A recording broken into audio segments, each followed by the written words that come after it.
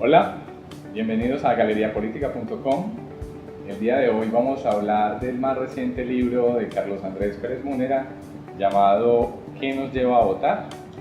Carlos Andrés Pérez es doctor en Ciencia Política de la Universidad Complutense de Madrid y reconocido estratega político tanto local como regional. Carlos Andrés, bienvenido. Carlos, muchas gracias. Muy agradecido de verdad por esta oportunidad de hablar sobre un tema que nos apasiona bastante a usted y a mí. Coincidimos en gustos varios, pero este en particular nos confluye bastante. Es cierto. En este libro, que es como una continuación un poco de Cerebro Político, que es otro de los textos famosos, se hace como una recopilación y un estudio muy juicioso alrededor de cuáles pueden ser las variables que nos llevan a votar. Al principio del libro se mencionan dos variables importantes, una es el clientelismo y otra es el personalismo. ¿Qué podemos decir alrededor de eso? Sí, antes de eso es hacer una breve semblanza de por qué llegamos acá. Y lo dices muy bien. Yo en el año 2011 publiqué Pistas para entender el cerebro político, que hablamos contigo sobre eso en el momento que lanzamos el libro y hiciste una nota pues, para la página web.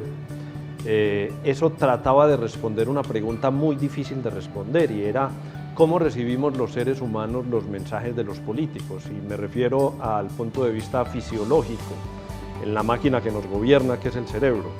Es una investigación de varios años con muchas fuentes científicas, más de 350, están relacionadas en el libro, para darnos a entender cómo nos movíamos nosotros a partir de las emociones, a partir de la racionalidad y demás.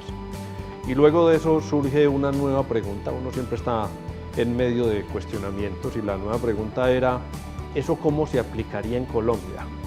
¿Cómo se podría definir el voto en Colombia? Y ahí entran en juego las dos variables que planteas.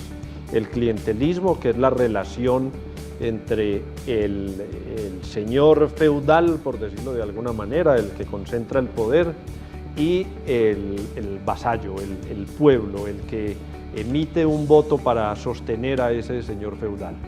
Y la segunda es cómo a través del carisma o a través de elecciones más personalistas, los seres humanos tomamos la decisión de entregarle el liderazgo a una persona populista.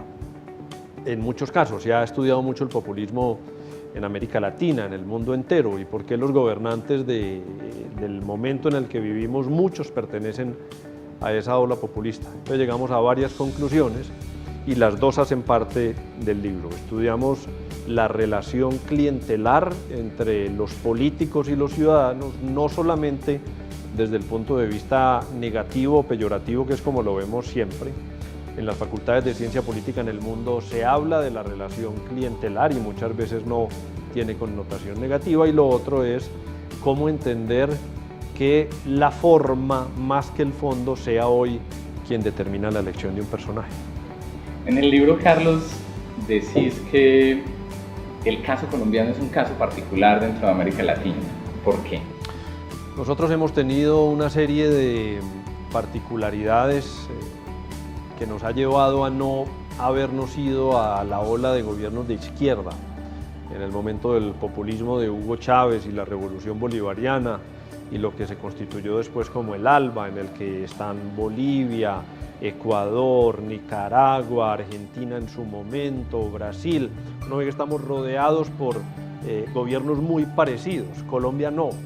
Colombia tuvo un rechazo grande que lo mantiene teniendo hacia las guerrillas de izquierda, y eso nos convirtió en una isla y nos dio a nosotros los colombianos un tema que muy seguramente para el resto de América Latina no era importante, y era la seguridad desde otro punto de vista, no seguridad ciudadana, sino seguridad de tener temor de salir a las carreteras y que nos secuestraran, que nos cogieran en una pesca milagrosa.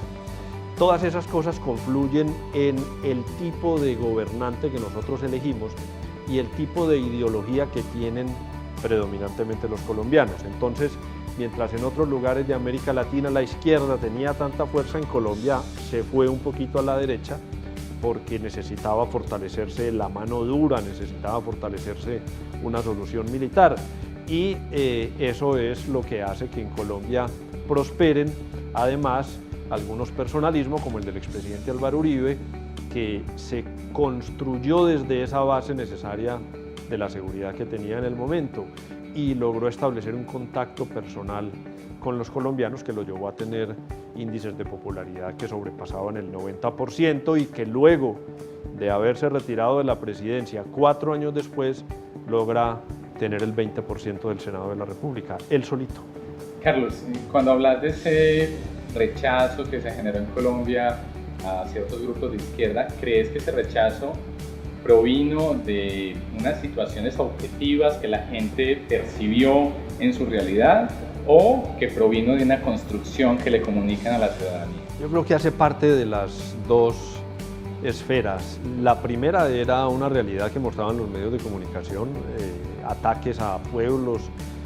Nosotros en Antioquia lo vimos con mucho dolor, pueblos absolutamente arrasados, como imágenes de la Segunda Guerra Mundial, ver lo que pasó en Nariño, Antioquia, que era un pueblo absolutamente arrasado, era como ver esas películas El pianista o La lista de Schindler, de lo que pasaba en Europa en el momento de la guerra. Eso lo veíamos a través de los medios de comunicación, es decir, hacía parte de una realidad. Pero también hay un aprovechamiento de ese discurso no irreal, un aprovechamiento real, es decir, magnificar lo que estaba sucediendo para construir una persona que podría sacarnos de ahí. Y esa persona tenía necesariamente que estar por fuera de los partidos políticos, porque el protagonismo no se lo podía llevar un partido político. El protagonismo ya no era del Partido Liberal o del Partido Conservador, que eran los partidos históricos en Colombia, sino que tenía que tener un rostro. Y eso tiene que ver mucho con algo que tú conoces mejor que cualquiera, y es lo que decían Freud y Le Bon, la psicología de las masas, y la necesidad de vernos nosotros como masa representados en lo que decían estos dos psicólogos famosos, en la necesidad de tener un patrón de paternidad o maternidad o de heroísmo. Y eso pasó en Colombia, se construyó o se magnificó de alguna manera lo que estábamos viviendo y llegamos a elegir un superhéroe como presidente. Entonces, Carlos, con respecto a este último ejemplo que estabas poniendo de la psicología de las masas, ¿hay algo que se puede hacer para que finalmente la política no sea tan personalista? Sí, dos cosas. La primera, institucionalizar la política. Nosotros llegamos a tener en Colombia 76 partidos registrados en el Consejo Nacional Electoral. Eso es un despelote y es un acabose de la institucionalidad. Ahí no había reglas claras del juego, ahí lo que habían eran empresas personalistas, cada persona montaba su partido, entonces estábamos ante, no quiero decir nombres para no herir susceptibilidades, pero terminaban en ismos, no en nombres de partidos. Luego se hace una reforma política, una serie de reformas políticas, la primera en el 2000, luego 2003, luego 2009, en la que se sube o se construye un umbral para poder tener esa personería jurídica de los partidos. Se pensó ponerlo al 5%, nuestros congresistas fueron temerosos de eso y lo dejaron en el 3%, que es lo que tenemos hoy, y hoy estamos en poder de 11 partidos, es decir, pasamos de 76 a 11, es una aproximación significativa. Pero siguen siendo todavía muchos a mi juicio.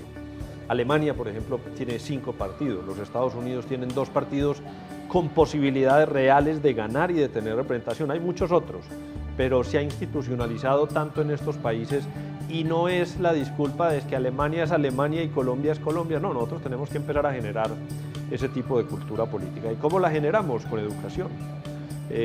La OEA acaba de emitir un comunicado después de la votación del plebiscito en el que dice: el Estado colombiano y las organizaciones de la sociedad civil tienen que invertir lo que tengan que invertir, recursos económicos, tiempo, recursos humanos, para generar cultura política, para que la gente tenga una claridad de qué es lo que piensa en términos políticos y de que hay organizaciones que piensan lo mismo.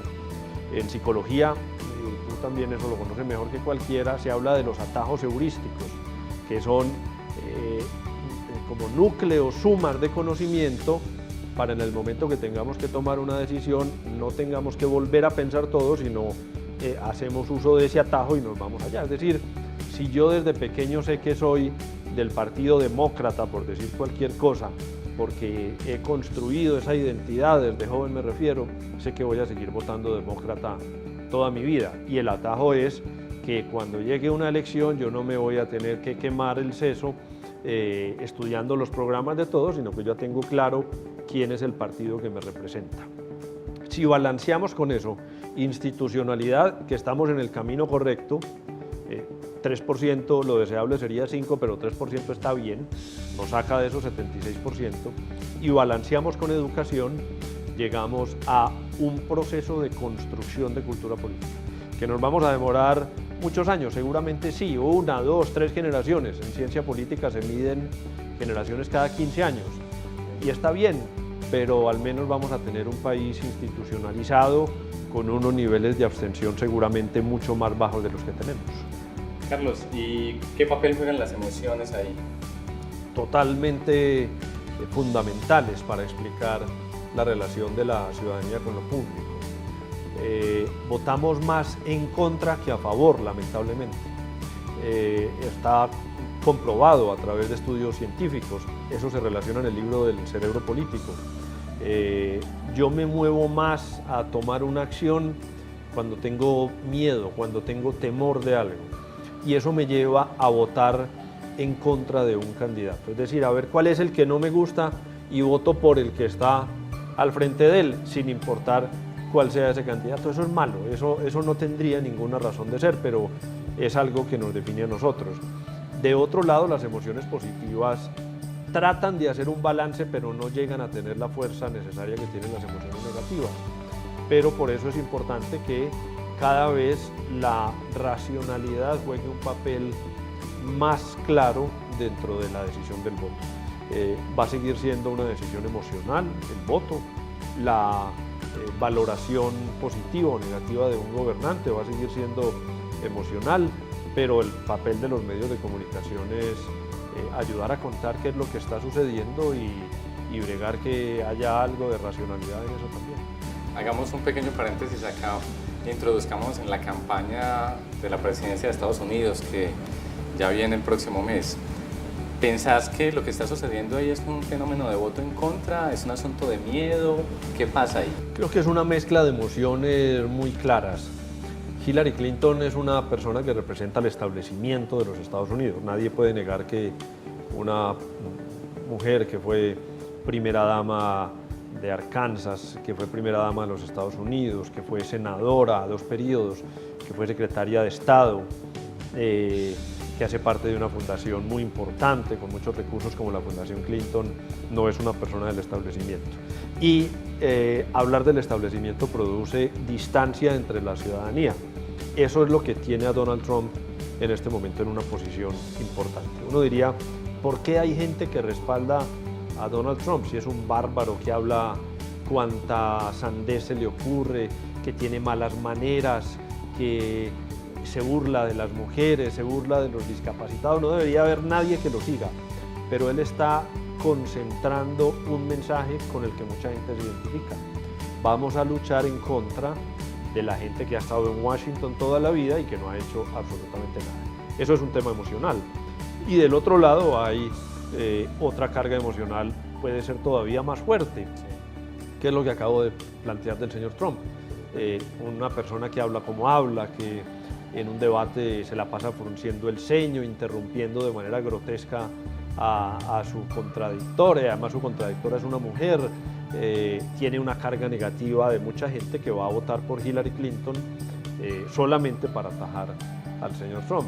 Y hay una preocupación grande en los Estados Unidos, por supuesto, porque el voto terminará circunscribiéndose a un voto en contra o a un voto por el menos malo, y seguramente si Trump no sería el candidato republicano, sino que fuera un candidato moderado, pero que no tuviera ese vínculo con el establecimiento, podría blandir esa bandera en contra del establecimiento y haber recogido mucho más de lo que ha recogido Trump en contra de Hillary, con posibilidades reales de ganar.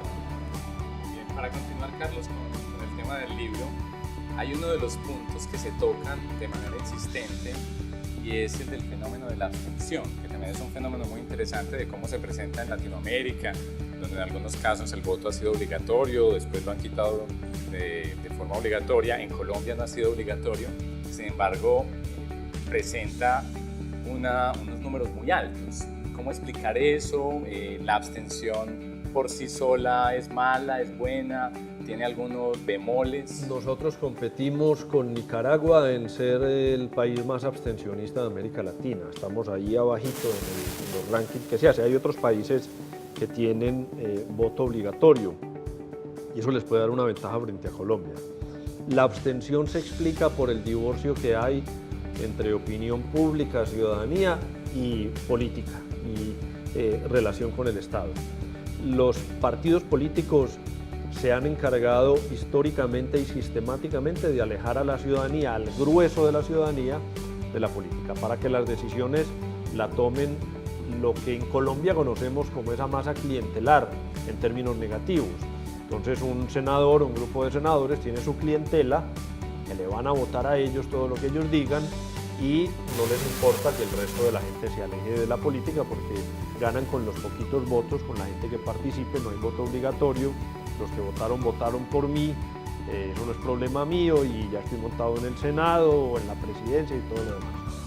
En la medida en que nosotros, me refiero a medios de comunicación, academia, organizaciones de la sociedad civil, el mismo Estado, tengamos la responsabilidad de fomentar la creación, poner más sensibilidad a un proceso de cultura política, lo que hacemos es quitar esa brecha, es decirle a la gente, el voto suyo verdaderamente es efectivo. La gente sale a votar cuando siente que el hecho de marcar un tarjetón va a decidir lo que va a pasar, que cuenta ese voto. Si uno sale y dice, el voto mío no vale para nada porque eso ya está ganado, pues ahí se dan unos márgenes de abstención grandes. Lo importante aquí es invertir, repito, y no solamente recursos económicos, sino tiempo y ganas en fomentar cultura política, y eso nos ha faltado muchísimo porque no se cree que tenga efectividad, pero lo que se ha mostrado en elecciones de Congreso y de alcaldes, gobernadores en Colombia, de personas outsiders que venían de la academia, de la empresa privada, que llegan a ejercer cargos de elección popular con relativo éxito, es que efectivamente sí se puede conseguir esa participación por fuera de la política tradicional. Carlos, finalmente para cerrar, en resumen, ¿qué nos lleva a votar?